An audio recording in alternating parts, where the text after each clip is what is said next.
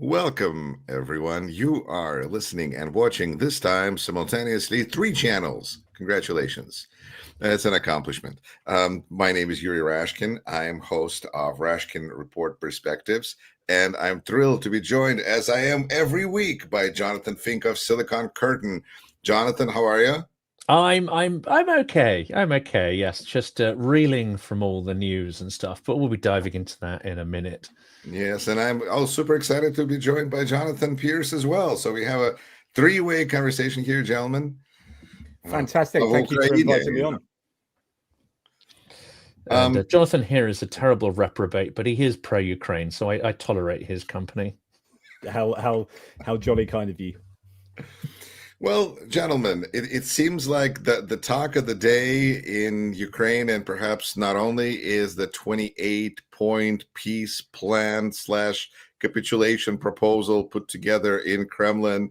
I mean, in Miami by Witkov and Dmitriev. And it seems like our president is up to his old tricks. He was planning on trying to pressure Ukraine to capitulate. He still is. Anybody surprised? No, but I'll jump in there because I know Jonathan's going to have a lot of stuff to say on this. I mean, I went online and I saw a quote from Michael McFaul, former US ambassador, and he is shocked. He's shocked that such a thing would happen.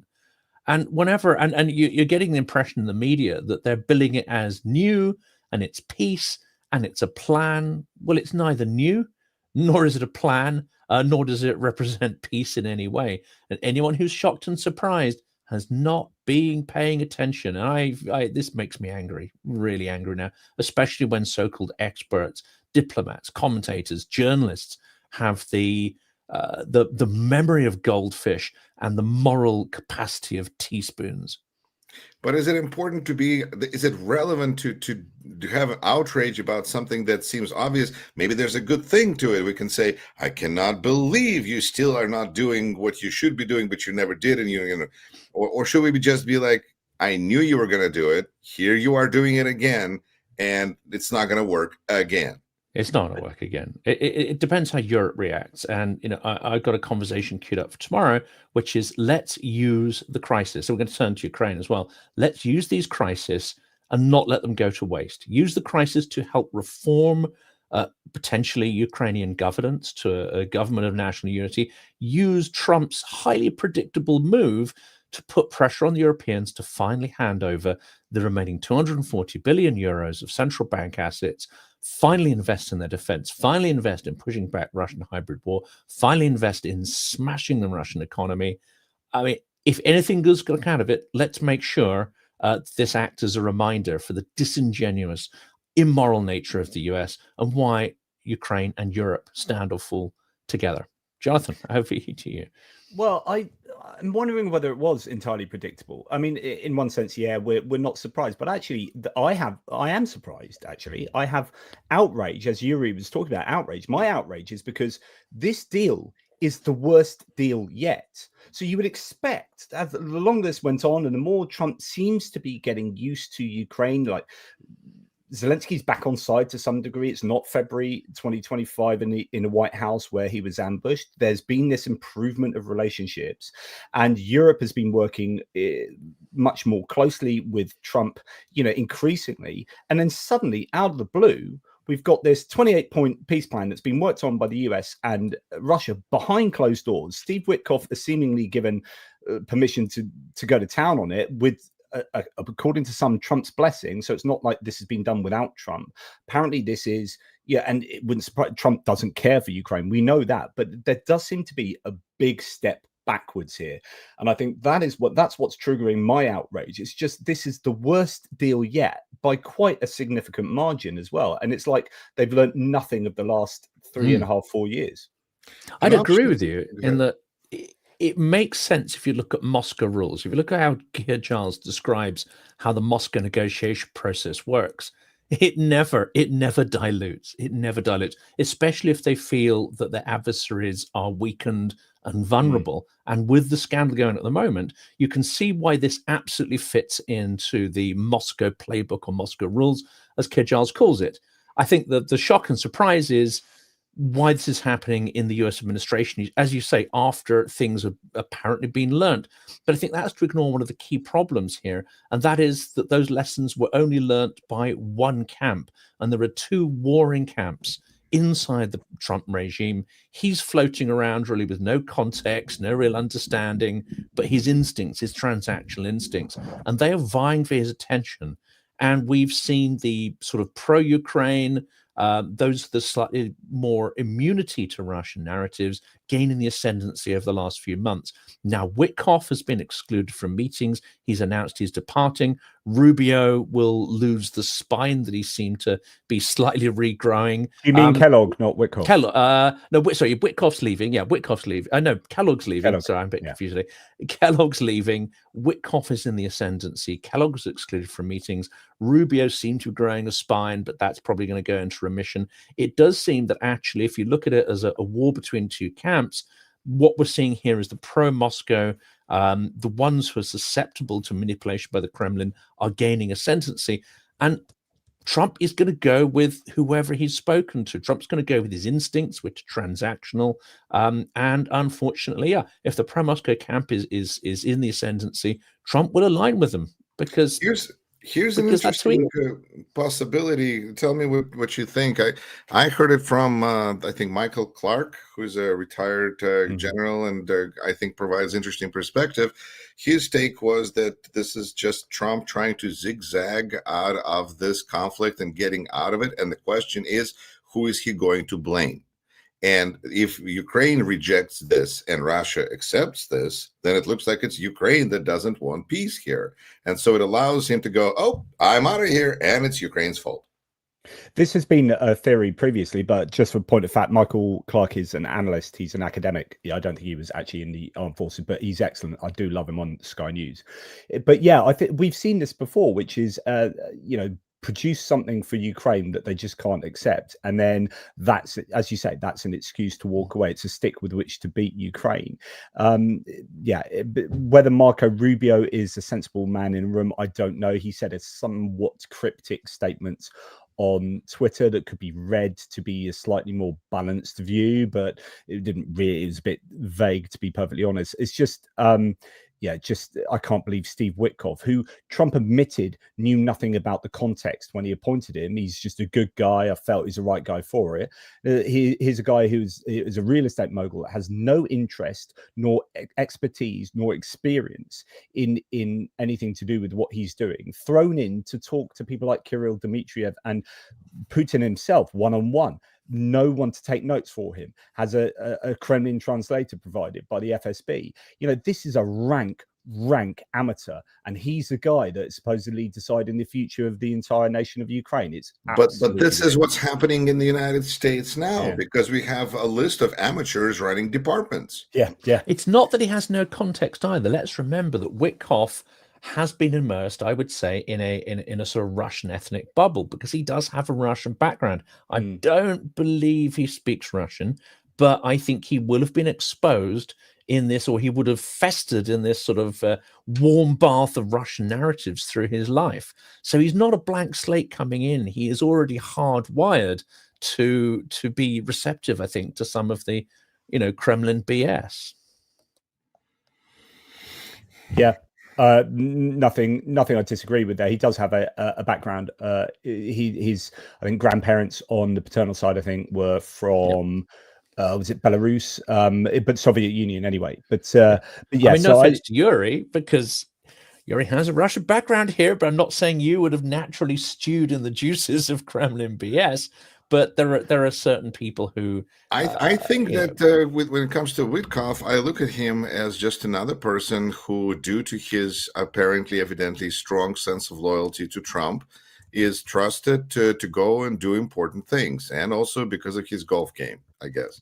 It's a golf partner, and so when he goes to meet with Dmitriev, everybody knows, no matter if it's Rubio or Kellogg or name a person, it doesn't matter what they say, because Trump is the one making the decision, and it's about proximity to him and about his priorities. And his priority has always been to have a good relationship with Russia and Putin, and that has never changed. He just keeps we think like, oh, he finally got it. We understand Gopniks, they understand GOP, they understand strength, and they'll get it.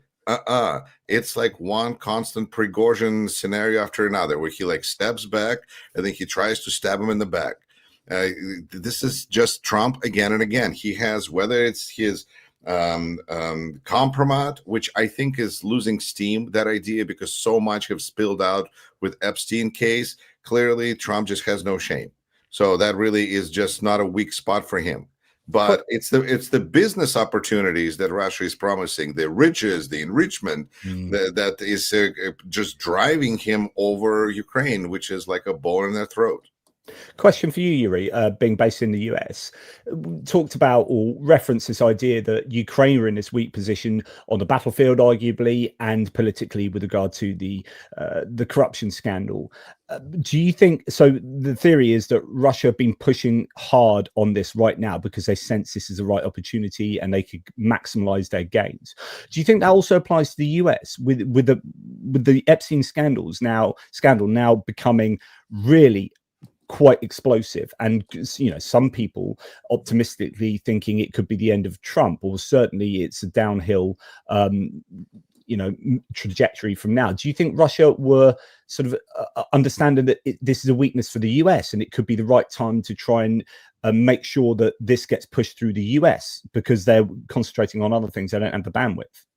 It is possible, but I think Trump was always in support of every plan that Kremlin has had. And it seems to me that he is such a terminal optimist, Trump, that he thinks that it's all going to work out and it's going to be fine because he's been amazingly lucky so far. Why would that ever change? But it is a scandal, although he seems to have put it a little bit on a back burner because now he signed the document or the bill. So now it's going to be 30-day clock until the documents are not produced for whatever reason, and we can deal with that at that point.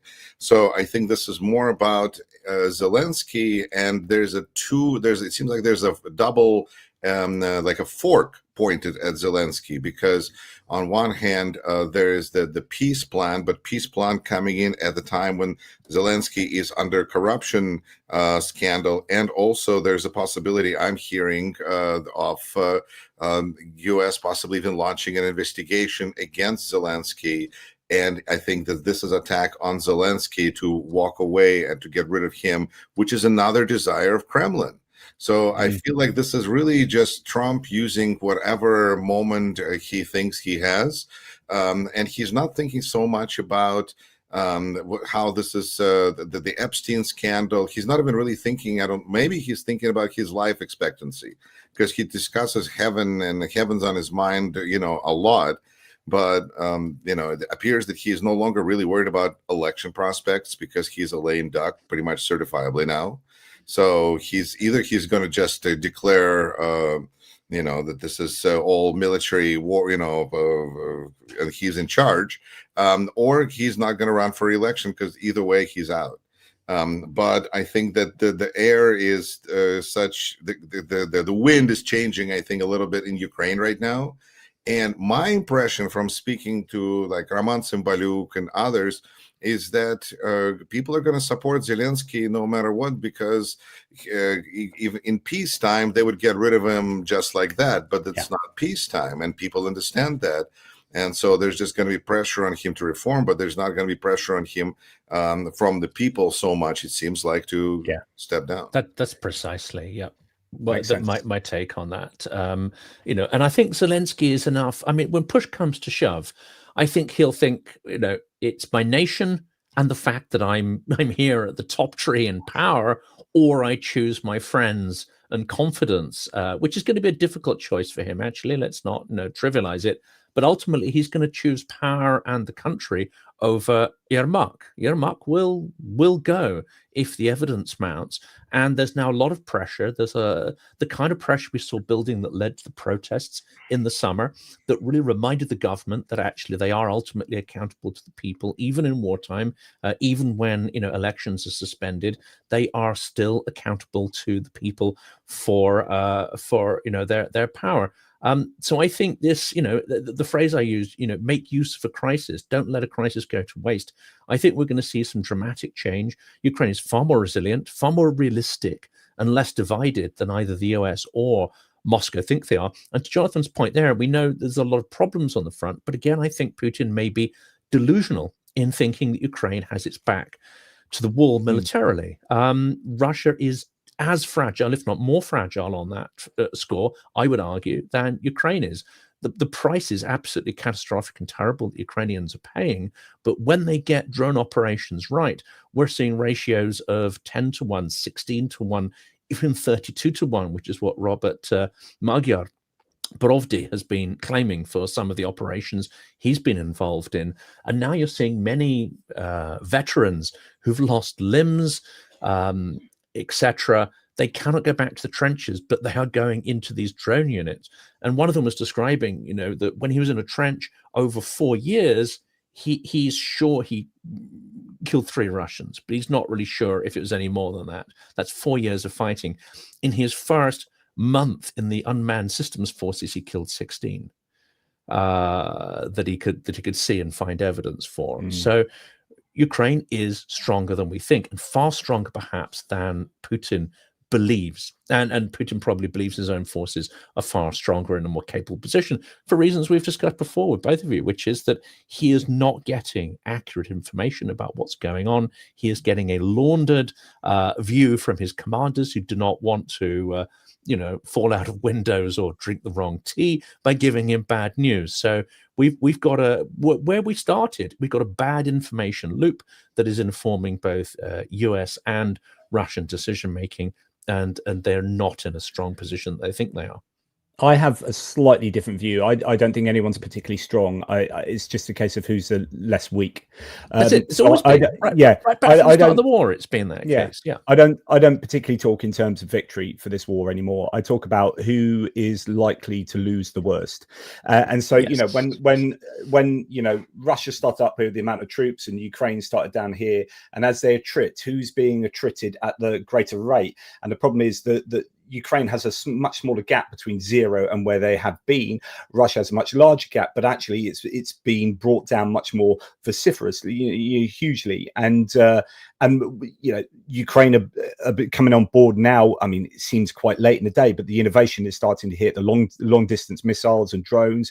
Really, that should have been like a year and a half ago. It would have been nice, but they're coming online now in a way that they aren't so much for the Russians. And there is hope in that innovation and scale. It's all about scale of troops, scale of equipment, scale of distance munitions and whatnot. And it's just a race. It's basically this kind of, I call it either a game of attrition chicken or pressure cookers. Whose lid blows off the pressure cooker first. Yeah. And the last thing I'll say there is almost day one, I think.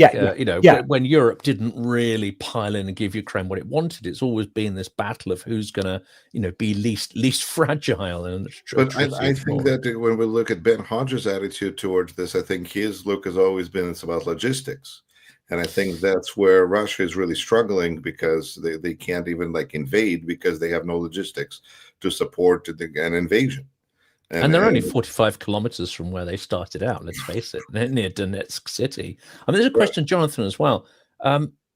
Another delusion here is that 95% of the drones are not necessarily all the components sourced in Ukraine, but they are put together based on Ukrainian specifications, innovation. 95% of the drones, which one assumes correlates to 95% of the kills, 80% of kills and injuries are inflicted by drones. Therefore, and strategically, the impact on the Russian economy is not so much sanctions, it's Ukrainian long-range missiles, again, almost entirely now within their own control. The US seems to think they can put pressure on Ukraine to stop, and that pressure would lead to a significant military weakening. But America and American-provided systems are not responsible for the attrition of the Russian economy or for the battlefield kills that are being achieved. Ukraine is in control of these resources. It's only lacking money and finance and support from European partners. It could scale these up dramatically, even using its current. But how much trust is there towards investing in Ukraine when you have corruption scandals? That's what I'm curious.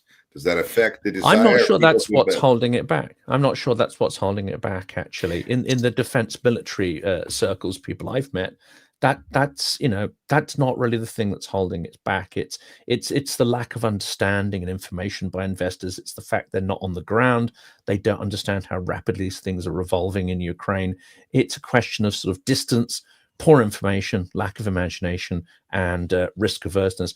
I'm not sure actually, that corruption is the biggest thing holding that investment back, because there are now quite a few, Western governed vehicles for investment directly interfacing with the military industrial complex there. So I don't think government corruption is a real problem at all. There's other issues. I would say I don't think you really dismissed it, but you were bigging up how Ukraine is really hammering on their own kind of missile sanctions, but actually is such an important component in Ukraine's success. And in fact, I've long said back when Biden was in charge that Janet Yellen at the Treasury Department was one of the single most important people with regard to putting pressure on Russia. Like, the American sanctions are huge, and Trump comes along and finally, with his arm being twisted all which ways, he finally puts sanctions on Lukoil and Rosneft, and shit hits the fan. Yeah, you could have done that 10 months ago. And in fact, the Biden administration could have been harder. So I think those sanctions and EU's could just be done years ago. Yeah, could be done years ago. EU's announced they're going to put more sanctions on, loophole evasion and shadow tankers and the people who operate shadow fleets and whatnot. But the UK, Canada, the EU, Japan, and the US coming together and going even harder. Like, if the US will just change course now and just properly went hard at Russia with sanctions, like to the hilt, then Russia would capitulate. I'm fairly sure about that. I don't know how quickly, but you see the impact of just those two companies being sanctioned. Yeah, huge. I don't disagree at all. I question whether Russia would capitulate. But I don't question at all your logic there that it would place terminal pressure on the Russian economy. Absolutely would. Could have been done a lot sooner. I don't know about that. I think it feels to me that since war is a political decision, and we see plenty of situations where Russia didn't start a war where it could have, or didn't stop a war where it could have. Yes, I don't think it'll stop, but that's more Putin's weakness. That's more his intractability. Then what are we talking about? Lack of imagination. Then what is the goal? I think you drive the country into a form of economic collapse, where it becomes ungovernable and the war becomes unsustainable. But as long as there's enough money for people with the sticks, then it's going to be okay. But there won't be. I mean, there comes a point where there won't be. The Sovereign Wealth Fund doesn't even cover the budget deficit for this year, let alone the ballooning budget deficit we're going to see next year. Prices are inflating. The military-industrial complex is no longer pumping the economy up. It's in. Well, we can never overestimate or underestimate the passivity of Russian populace. Well, the problem is their model relies on liquidity to pay for recruits. So if they're going to sustain the war, I'm not saying they cannot sustain the war, but at some point next year, they're going to have to decide whether they change their recruitment model from financial incentives to pure terror and coercion. Now, I'm not saying they won't do that. In fact, given Putin's background and psychology, it's highly likely that they will. But he will be forced by this crisis to make decisions he doesn't want to face, and to ratchet up the terror. Because I see a lot more concern about that in English language space than in Russian language space. In English language space, people go, he's running out of money. What is he going to do? In Russian language space, they're like, he'll figure it out. So there's something to add to that, actually. So I think the Sovereign Wealth Fund has been absolutely hammered, and this is correct. But something that might be worth considering, this kind of goes against my point and maybe Jonathan's point as well, is that Russia, last count, has something like 2,333 tons of gold. And that is broadly the same as the amount of gold they had at the beginning of the war. So they haven't really dipped into their gold reserves too much, and the value of gold has gone up. And so there is a contingency that they can draw on, possibly, if they really go heavy on. Interestingly, that's the central bank, but other banks, like the private banks, in 2024 used up 46% of their gold reserves. So they're in trouble. And I think the banking sector in general in Russia is in trouble. And I think the economy is in massive trouble. There are loads of huge indicators. But as Yuri says, the the resilience of the Russian people is quite something, or the passivity. Well, it's not really resilience. It's not really tolerance. But gold. I wonder whether there's Russia has an ability at last chance saloon to just dip into huge amounts of gold. Well, I think that's why I just think that everything. maybe the 140 to 180 billion dollars in Europe is a much more practical goal. Yeah. Oh, that needs to be, there's a reason why that is the big thing at the moment. You've heard, I don't know if you heard in the last 24 hours, Russia's come out and said if they get that 140 from Euroclear to Ukraine, Russia will take Belgium to court. So and Belgium's already wanting the EU to, rightfully so, to underwrite the risk.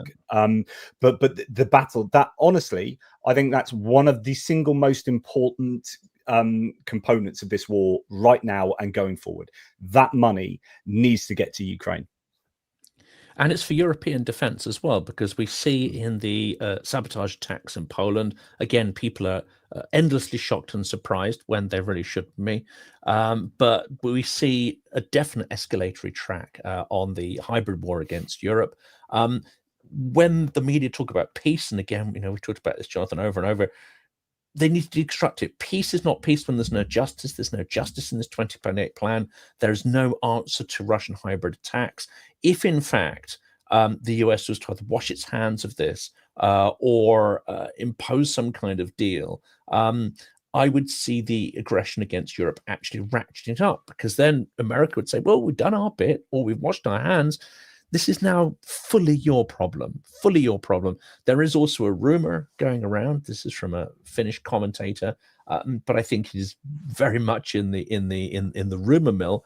But behind the scenes, he said the US is saying if Europe doesn't align to this peace deal, then American troops will be pulled in their entirety from Europe. Now, that at the moment is pure speculation. It may even just be a provocation. They were going to do that anyway. That's Project 2025. It's part of the long-term plan anyway, so it's not a huge surprise if indeed that turns out to be Hasn't it always been going in this direction of there being this point at this decision for Europe, whether they stand up, and by Europe, I mean Europe plus, UK, Norway, and even you can include Canada here, whether, at the moment, no one's got the guts to stand up directly to Trump, because everyone's afraid of Trump being retributive and then starting or furthering the trade war by putting up tariffs. You say, right, screw you, Trump. I'm going to stand up and do what everyone knows is the right thing to do.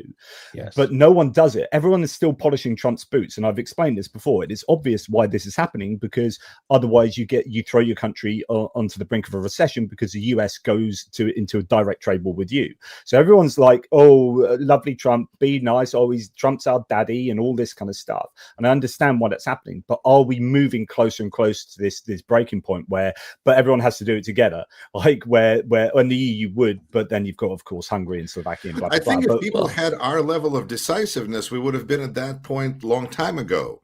But every time I look at European leaders, I'm amazed at how much they can bend over backwards a little bit more and retain this impression that we're still together, even though we really are not. I mean, this is it. And what are we waiting for is the big question. No, that's something interesting. Why they do that.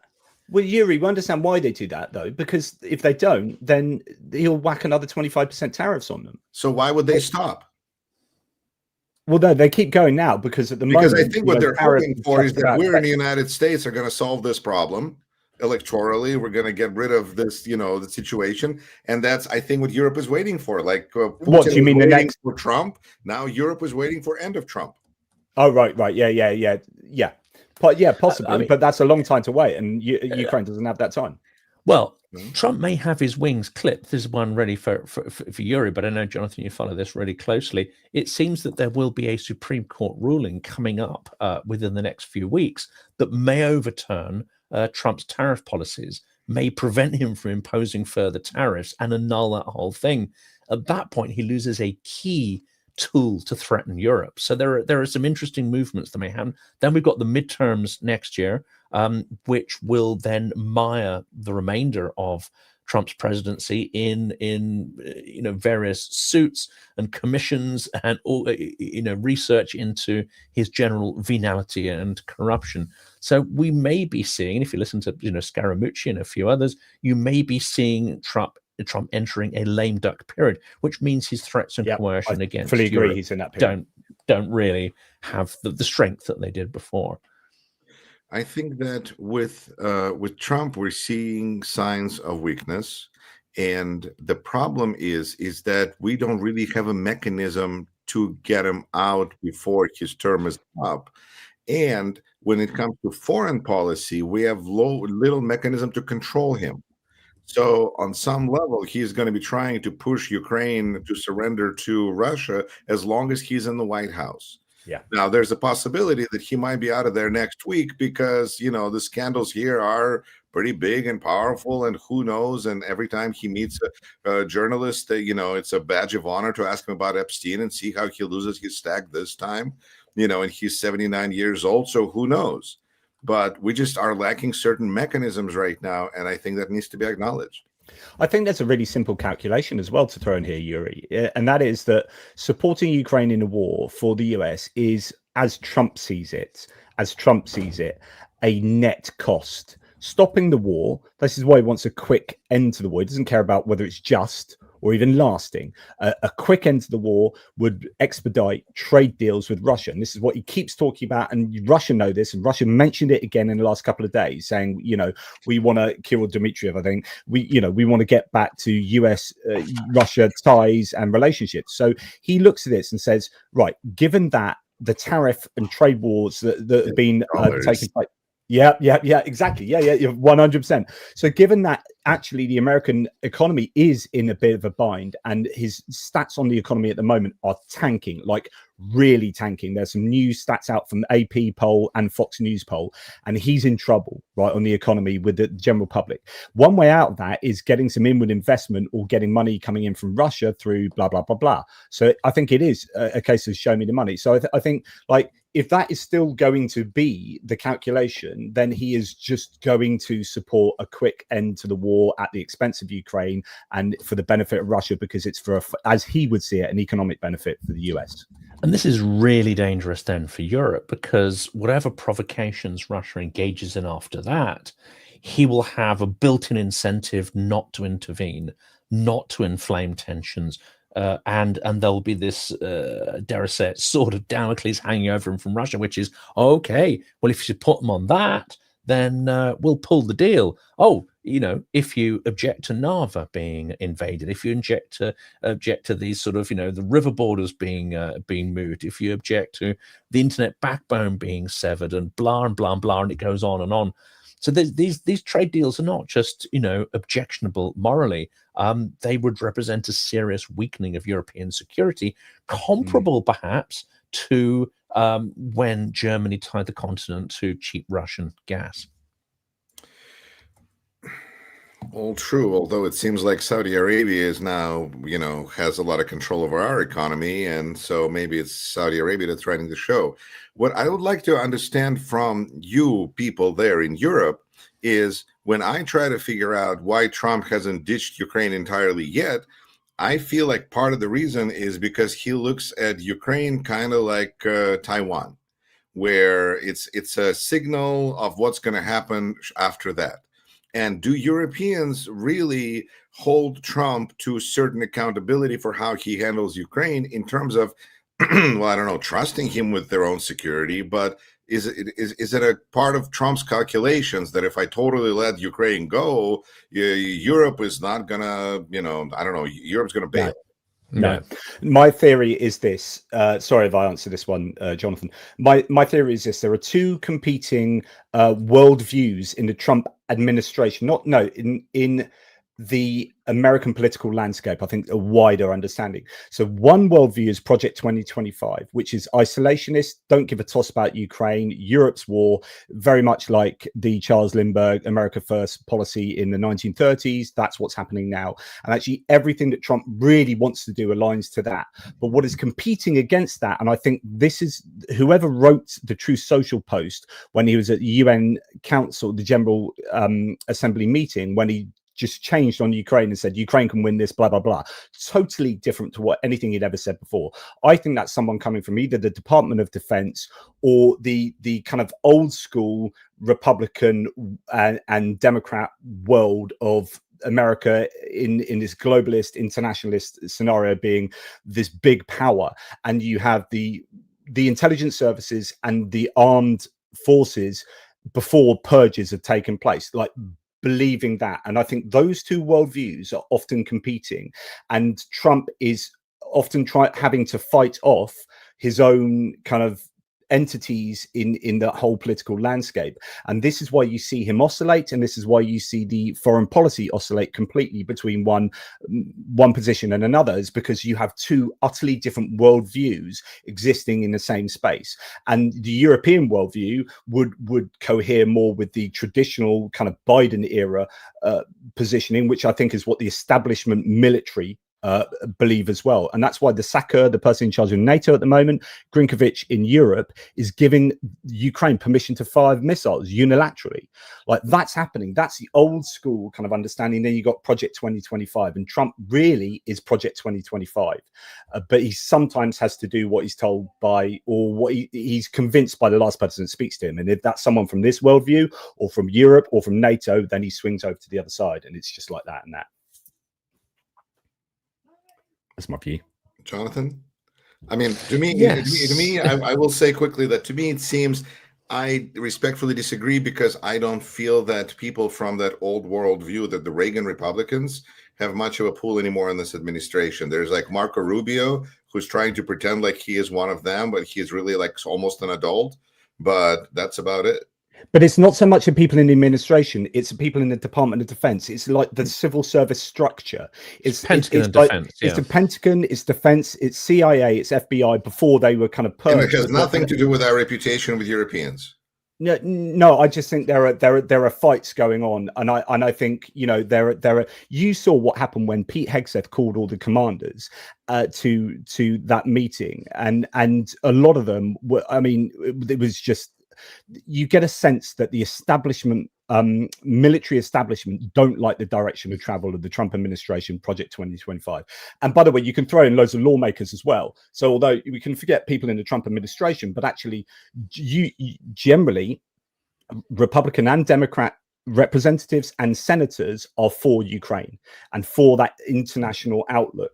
And it's just the MAGA Project 2025 bunch who are trying to purge that out of places like the Department of Defense, the FBI, and CIA. But it's a fight. It's a kind of, it's, you know, it's a really around big fight. the brain of MAGA, it's Tucker Carlson, which is Kremlin. Yeah.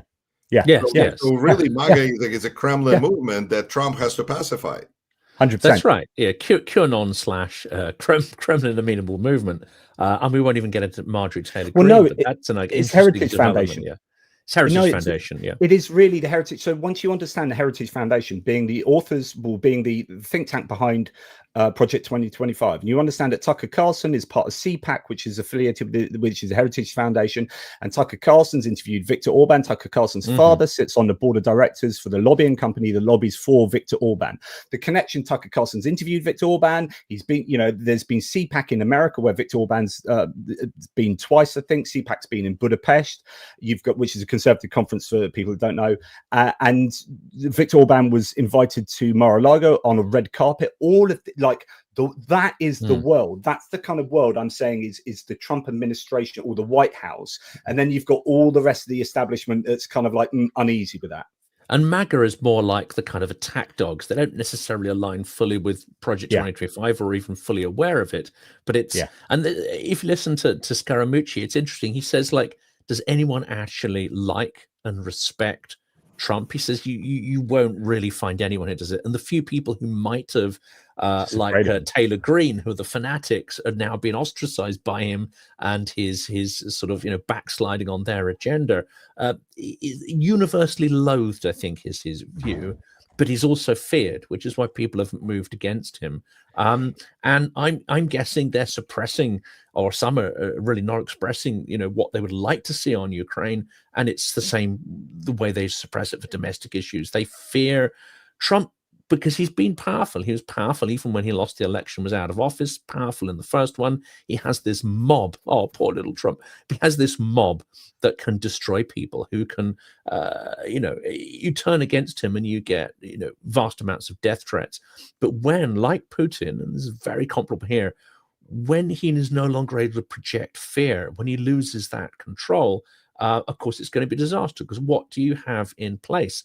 Well, you have an orange puke-filled sack with none of the power to fear, only the power to give you the icks when you look at him physically. And this is probably coming in a way that it wouldn't in the Russian system, but the US system seems to still have some, at least, checks and balances, which mean that at some point Trump will no longer be considered useful or be able to provide that fear/protection for people who comply with him.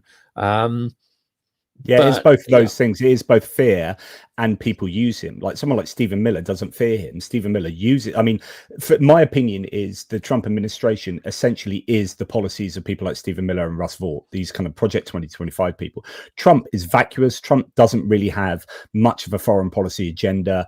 I don't think he's knowledgeable enough on nearly any of the subjects upon which he makes decisions. He's not knowledgeable enough, and so actually he's just this mouthpiece that's being driven by people behind him. And you ask him that why Stephen Miller may be one of the most powerful people in the White House right now, according to people around from news articles that I've read. 100%, that he is the best at pandering. Because that's the only time Trump stops speaking is when he's being told how amazing he is and what a genius he is. And apparently nobody's better at that than Stephen Miller. But of course, many of them are just there for the sycophancy and proximity to power. It seems that Stephen Miller has not only a near borderline psychopathic loathing of so many people and things, including much of his own country. He also has a plan. I think that's the problem here. He is a man with a plan. Well, let's turn to Europeans. I mean, Europe. Again, here's my question. I think it's a great question we have here from our listener. It says, funniest part of it is U.S. security guarantees. Really, I've been laughing about this joke for a long time, but Ukrainians keep wanting those. Like, what does that mean? There is no guarantee. I don't know if they believe there's a guarantee. I mean, I honestly don't. I've never spoken to a Ukrainian who seriously believes a guarantee. They've been here before. Even the UK, that they consider to be a staunch ally, they understand that UK was neither in a position nor had the will to be able to help support, after the Budapest Memorandum, etc. We made promises. We wrote checks that we couldn't cash. And that's where you have a well-meaning partner in the UK. They know that the US is neither of those things at this point in this administration. I don't think any of them believe there are any real security guarantees. I don't think many Ukrainians now believe that NATO is a security guarantee either. They see it the way I've come to see it, as something of it may be useful if you get subsets of NATO members to act in coalitions of the willing, but as a broad bureaucratic organization, I don't think there's any real guarantee of anything there, especially given the US stance. So this doesn't really explain Europe's behavior. I mean, it's not just out of fear of Trump that we are kowtowing and failing to do what's necessary. I think there's a deeper malaise there, which is, and I've spoken to many people, and I say, do European politicians really understand the problem? And they say, yes, they actually do. They actually understand the toxic threat. But it's money, it's a managerial attitude, it's lack of imagination, lack of willpower, lack of the ability to talk honestly to their electorates because of fragile domestic political issues. I think there's a multiplicity of issues which ladder up to dithering and hesitation, even when you're aware of the issue. And I'm assured that European politicians do understand the toxicity that Russia now represents. They do. And the issue is the nations within Europe or within the EU that are within the sphere of influence of Russia, and that's also in countries like Germany, like the AfD. What was it recently? I've yet to talk about this on one of my videos, but someone was looking at the official website for the AfD in one of the regions, and the email address of one of the contacts was a Russian .ru email address. Yes. And you're like, what? So literally you're contacting the AfD and you're speaking, you're sending an email to the Kremlin. Yes. Yeah. So the Kremlin is busy invading its neighbors right now. We'll get back to you. Please leave a message. Ha ha ha. those are the deep challenges. I think, serious amounts of money having to be spent when domestic politics is screaming out for more investment, and people are, UK, we're absolutely, penniless at the moment type thing, compared to where we'd like to be.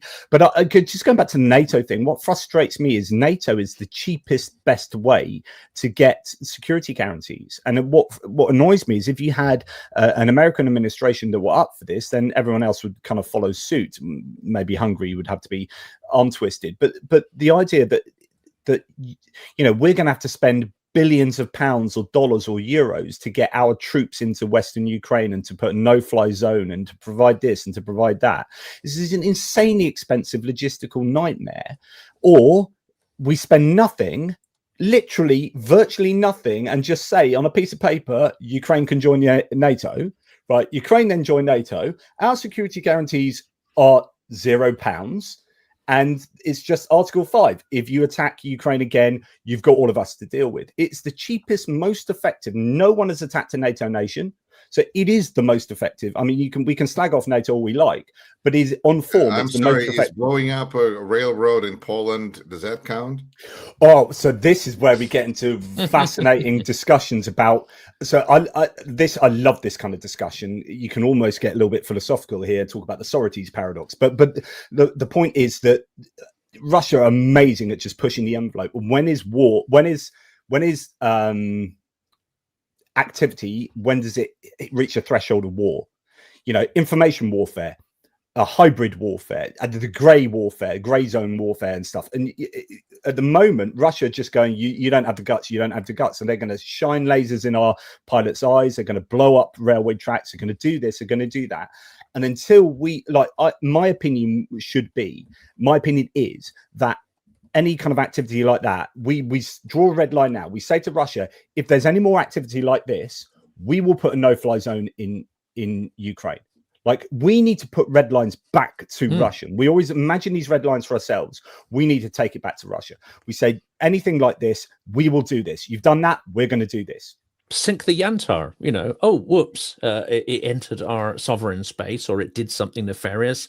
Oh dear. No, but you warn them. You warn them. You don't just sink it. You just say, honestly, mate, if you do that again, we are going to do X, Y, Z, whatever the thing is. Then you follow through. Then you actually sink it if they don't comply. At what point are we going to take over the Shadow Fleet then? Because that would be one point of leverage that could be shown that this is not invasion of anything, but it's really messing up with Russia's money. But of course, maybe Russia's money is the most important thing, and that's why Belgium is the most important country in the world. Yeah, it should have happened already. And guarantees should have been provided to Belgium right at the start of this process when pressure was put on them. It almost suggests to me that unfortunately some countries are using this as a fig leaf because they know what Belgium is going to say. They've known from the start what guarantees would have to be put in place. So it is disingenuous to embark on this process without considering those as a core part of the process. Similarly, I rather fear that there are countries that are jumping up and down about Ukraine accession to NATO and privately, not NATO, to the EU rather, that are privately rather pleased or relieved that we have Fico and Orban who are able to throw a spanner in the works because they don't have to look like the bad guys. Yeah, I would just get really hard on the Shadow Fleet. They started doing this. Finland did this. France did this a bit. We need to just board every single Shadow Fleet vessel that passes through our waters and then hit it for environmental and health and safety regulation infringements and just impound them and say, right, it's not because you're Russian. It's not because, blah, blah, blah. It's because actually you're environmentally a bit of a disaster waiting to happen. So we're going to impound. Well, that is Russian. Yeah. Yeah, Russian. Ladies and gentlemen, I think I should remind everyone to immediately hit like and subscribe to all three channels if you haven't done it yet. I also exist on Substack in English, so if you're a Substacker, Substack me. But I think that this is one of our best views, and I think just great to have these discussions here where we have such different perspectives pulling in together. Mm-hmm. Jonathan, thanks to you to Silicon Curtain. Yeah. But this is So I knew you'd get on with Jonathan. He's not such a bad egg after all, you know, when you get to know I him. like his hat. I wanted to ask you a question there, Yuri, because you said earlier that there aren't that many Russian voices who are saying that these economic pressures are actually causing issues. Of course, it depends who you listen to. I mean, it might go to our Michael Naki and Vladimir Milov, and both of those have been saying for some time that actually the economic situation is worse than many are painting it. Now, there may be an inbuilt bias into certain parts of the I won't even call them opposition, because they're not going for office. I would say they're good, strong voices, not the sort of classic liberal Russian imperialist opposition. Is there an inbuilt bias here? Same with Michael Fagan, to overtalk the fragility in the Russian economy, and is it perhaps dangerous to put too much store on that? I think that the answer is really in your question, which is they've been saying it for some time. And I think that highlights the suspicious accuracy of their predictions, because there is, you know, I think that all of them do have their own agenda, which is not necessarily agenda that I even disagree with. It's just they have, you know, and I think that Michael Naki is, even though he says that he's not trying to put a positive spin on things, but, you know, it's good to acknowledge that Russia is struggling. He also is acknowledging that that doesn't necessarily mean Russia will collapse or stop the war. But yes, it is happening. For Milov, I think that he's got a certain amount of credibility outside of Russia and inside Russia, and he could potentially be a high-ranking official should Russia ever decide that they wanted to change things for a couple of years and go in the democratic, you know, to avoid starvation. Milov could be a fantastic solution, kind of in between, from one KGB officer to another KGB officer. In the middle, Milov. But He'd be the bologna and the KGB sandwich, you know. And yet he's a very smart person. I enjoy listening to him. I just, you know, anybody who has hopes for Russia, I go, are you looking to run for office there? What's the story?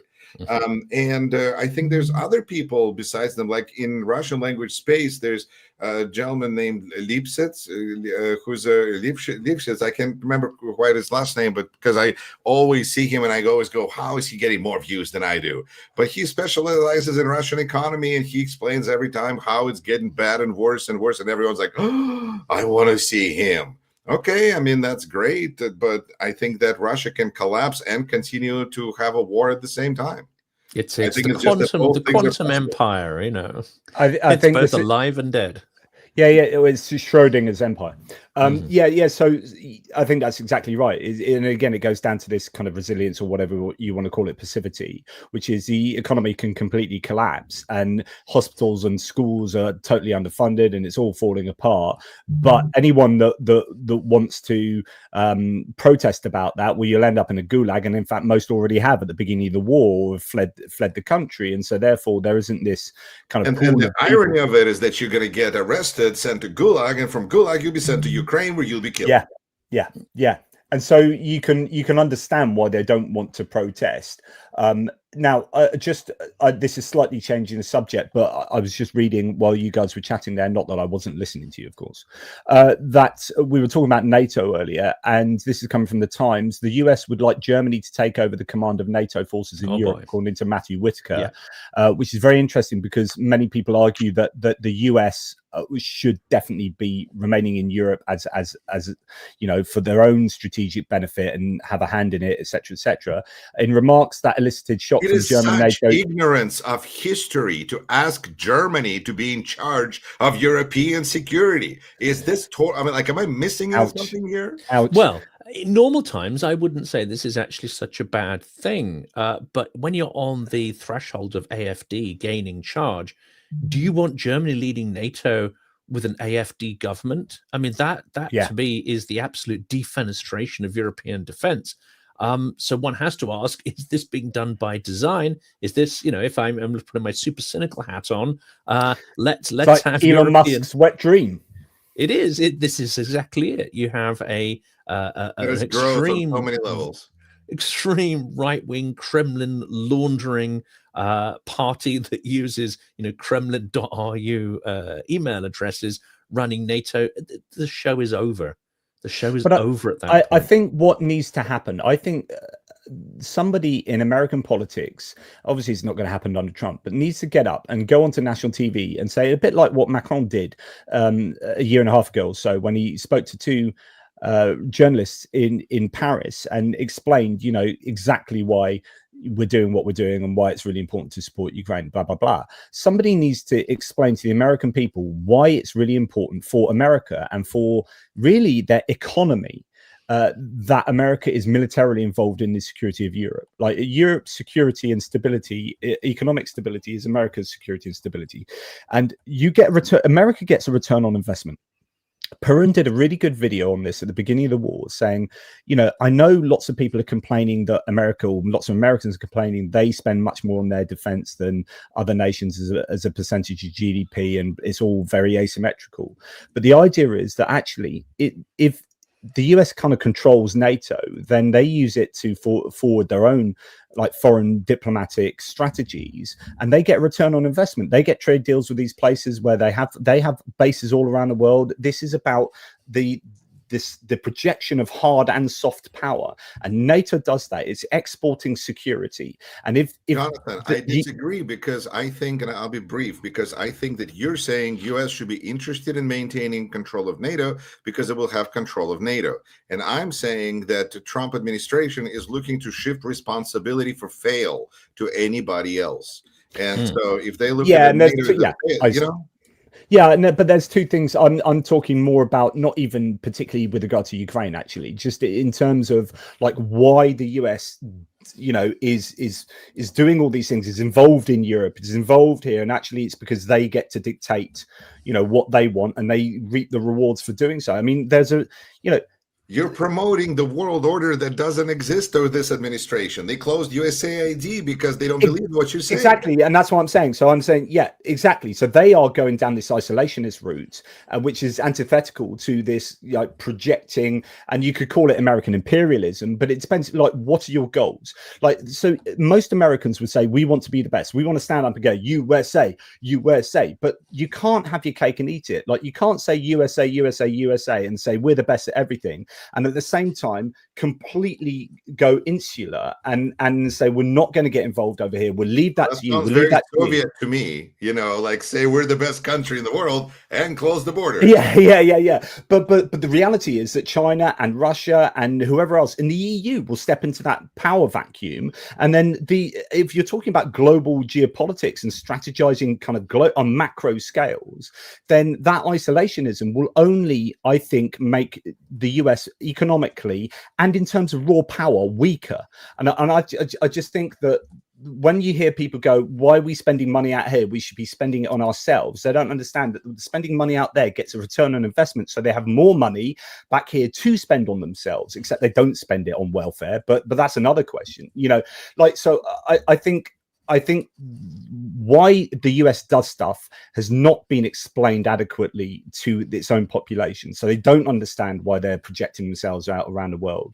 And many people look at that as US imperialism, and it is to a degree, but it's at the end of the day, it's about power and it's money. And your national interests are your economic interests, really.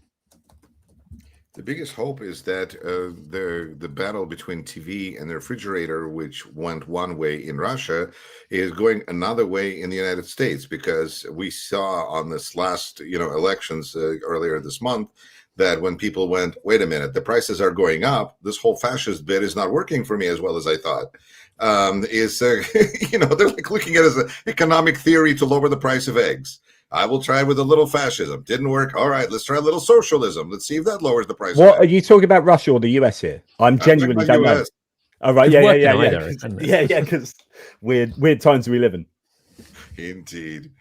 Yeah, well, it's mechanism. Somebody wrote that we have a 25th Amendment, but I will say that with this cabinet of secretaries who will be less than nothing if they're not next to Trump, they could be in jail if they're not next to Trump.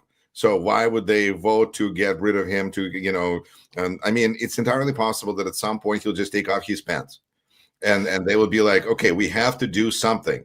But then they'll just, I don't think that even at that point, write in comments, do you think if President Trump depensed himself in public, would the 25th Amendment be functioning in the United States, or would his secretaries would just say, I guess that's the new fashion. Everybody, take off your pants. So it comes down to, like, what do people want? And obviously, Trump is a vehicle for so many people. So as horrific as he is for many on the other side of the aisle, for many in the Republican Party, although he's going too far over here and he's doing wrong over here, he's still the vehicle with which they can just deliver anything. And they're doing it by executive order. He has signed more executive. If you see the graph of executive orders that Obama, Biden, and Trump 1.0 signed, it goes like this, right? And then Trump 2.0, it goes almost exponential. It is exponential upwards. So he has signed something like, I don't know, 400 executive orders. What this means is part of what the Project 2025 called the Unified Executive Theory, which is trying to distill power into the executive, which is the White House, and away from Congress and away from the judiciary, and kind of get them under him. Then you're looking like having a dictatorship. But then if you have that, then if Trump is broadly doing what you want him to do, that means you can just railroad your agenda. And so, you know, people are happy with a mental Trump who is losing his faculties, still running the show, because he can deliver for them what they want. He is a vehicle, and I feel like we should go on the ride as well. Yeah, I mean, they're not even that competent at the economy. They're not. I'm riding that vehicle.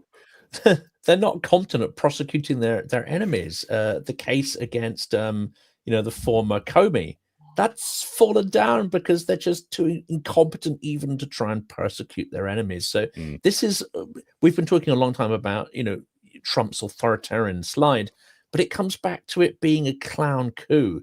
He's just so incompetent at everything that's he does. where I think about Russia, because on one level, Putin has made a huge number of mistakes. On the other hand, so what? But there's no accountability there. Historically, there's no accountability or check on ludicrous, whimsical, and capricious decisions made by Russian autocrats and tyrants. There's never been a system of checks and balances. In fact, the entire system is built on compliance to power.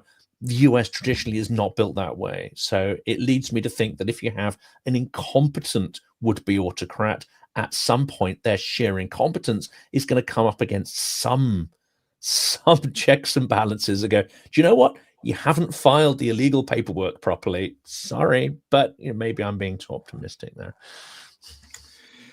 Trump is behaving like Stalin did during the start of Operation Barbarossa. Yes, don't tell Trump that he's just like Stalin. He'll be too happy.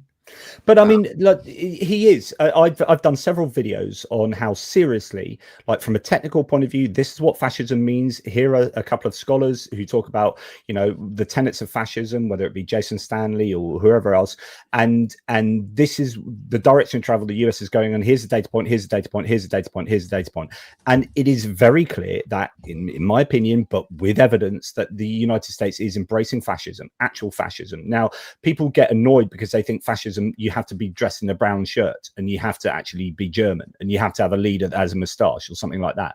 But actually, no, modern fascism is going to look different. American fascism is going to look different. And it is looking more and more like the United States is moving that direction. So just to finish this off, like when you've got MBS, where Mohammed bin Salman being welcomed into the White House as someone that was supposedly behind the 9/11 and supposedly greenlit the murdering of an American journalist who was dismembered using a chainsaw, and Trump defends the man that greenlit that, an American citizen. So you have the family of an American citizen hoping, well, let's see if this guy gets his comeuppance. Let's see if Trump gives him a hard time, like he gave Zelenskyy a hard time in February, like he gave the South African president a hard time over white genocide, right? No. Mohammed bin Salman, they're like fist bumping. They're saying, "Oh, how wonderful do you think I am? Do you think I'm the best president that ever was?" And it was obsequious and it was horrible and it was distasteful. And it was Trump being a dictator next to another functional dictator, in my opinion. And he just wants to be the dictator. We all have brown shirts. It's called the ice. Yeah, I mean, honestly, Trump, if you gave him a choice whether you could be a dictator tomorrow or not, he would snap your hands off. He wants to be that dictator. He said, and the last thing I'll say is that hot mic, which he then said subsequently in an interview, he was speaking to Steve Doocy, I think it was, on an airplane, and he was caught saying, is King Jong-un going to come and what is he going to come and visit you? Are you going to visit King Jong-un or something like that? And Trump answered, I like him. I wish, or something like that. And he said, I wish my people would stand up straight like they do when he speaks. In other words, I want my American electorates to be like the put upon people of North Korea. And it's like, if that doesn't tell you that he wants to be a dictator, I don't know what will. Anyway, He really was just born into the wrong country. He could snap his fingers and Jimmy Kimmel would disappear from the air and South Park would get taken down. He'd love that world. Is delightful. I just watched the last one this morning, and it is so on the nose, and it is so deeply inappropriate, and it is so brilliant. Supposedly it makes Trump nervous.